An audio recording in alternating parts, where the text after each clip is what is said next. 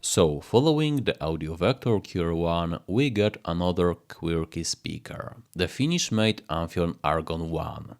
These are compact, handcrafted bookshelf speaker with an ambitious design and truthfully an ambitious price tag. From the outside, the enclosures are finished in a nice high-quality wood veneer, giving an immediate premium touch. What stands out right away are the unique waveguides covering the titanium tweeter and aluminum midwoofer. The material surrounding the tweeter itself is a type of plastic, but it's impressively pleasant to the touch. Overall craftsmanship is great, though there are areas needing significant improvement. The extra screws on the back seem unnecessary, and although the baseboard is well made, the terminals above feel subpar for this price range.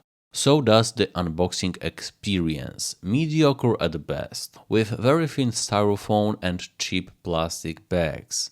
Most budget speakers come with better packaging, so that says it all, I think. However, I appreciate the overall look and feel. The design is minimalistic yet intriguing, with unique touches like mentioned surroundings around the tweeter, which set the speakers apart from others on the market. One minor concern might be the midwoofer grill, which in my case was bent and probably is prone to damage. Moving on to the sound signature, I would describe it as musical and lively, with solid bass foundation. The overall sound profile shows a certain refinement and maturity, as expected in the class. One interesting thing I found is how well the speakers play classical music. Probably the best I've ever heard. Depth is fantastic and instruments sound very real. But despite the manufacturer's claims on their website about the neutral mids, I personally noticed they felt slightly recessed. Don't get me wrong, instruments and vocals sound engaging, but there is a touch of air and space missing to fully saturate the mids. Perhaps this is due to the low crossover point. Compared to other speakers I've tested, this remind me a bit of the Q Acoustics 3030i, which also had a similarly condensed character.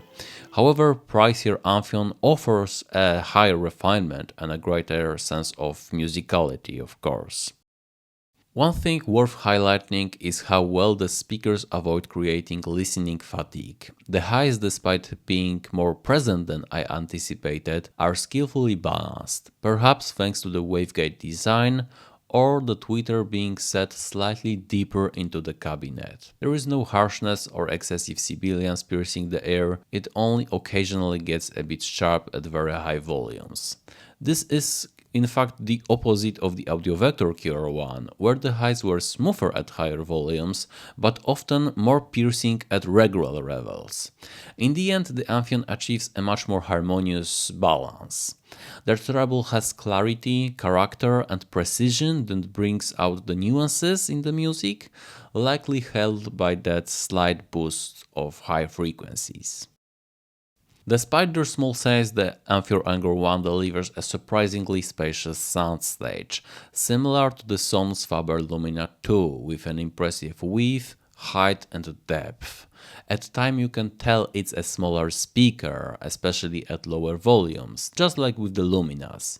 But what sets them apart from their Italian counterpart is the smoother character of the highs and an overall more refined, cohesive feel. On the other hand, you can sense that the sound is a bit muted, which again might be due to the low crossover setting and the drivers being set farther back into the enclosure.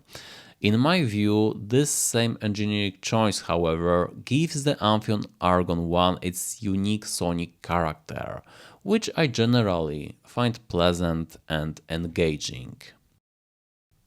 And I would almost forgot the bass. Wow, I genuinely didn't expect this level of power. It's much more powerful than the Audiovector QR1, yet cleaner and more sophisticated than the Sonos Faber Lumina 2. When you look at the frequency response measurements, you will see it even exceeds my reference Quadral Platinum Plus 2 in bass, starting from around 50 Hz. It's very different from every other speakers I've tested. Punchy, precise, mature, and as strong as I would hope. There is no unwanted resonance at near-field listening either. Drums and such sound really amazing. While a bit more of the deepest bass would be nice, that's likely something to find in the bigger Amphion Argon 3S. And this is the perfect moment to discuss the price. At 1600 euros, the smaller model shows a few limitations in scale as well as performance at lower volumes. And let's be honest, it's quite a high price, and to justify it, one would need very solid reasons, and I'm not sure Argon 1 checks all the boxes. Don't get me wrong, I've come to like the speakers, but for this amount of money, I would have expected a bit more in terms of complete, universal package. As always, price plays a major role in my ratings, and that's why the Amphion Argon 1 gets 4 out of 5 stars. But it's important to mention that if they were priced at around 1000 euro, let's say, 4.5 stars would be given.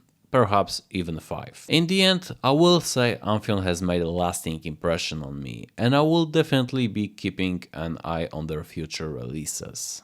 Be sure to let me know what do you think if you've had the chance to listen to the speakers. And consider subscribing if you don't want to miss my upcoming reviews. Next is probably the Hekko in Vita 3, so that will be interesting. See you in the next one. Peace.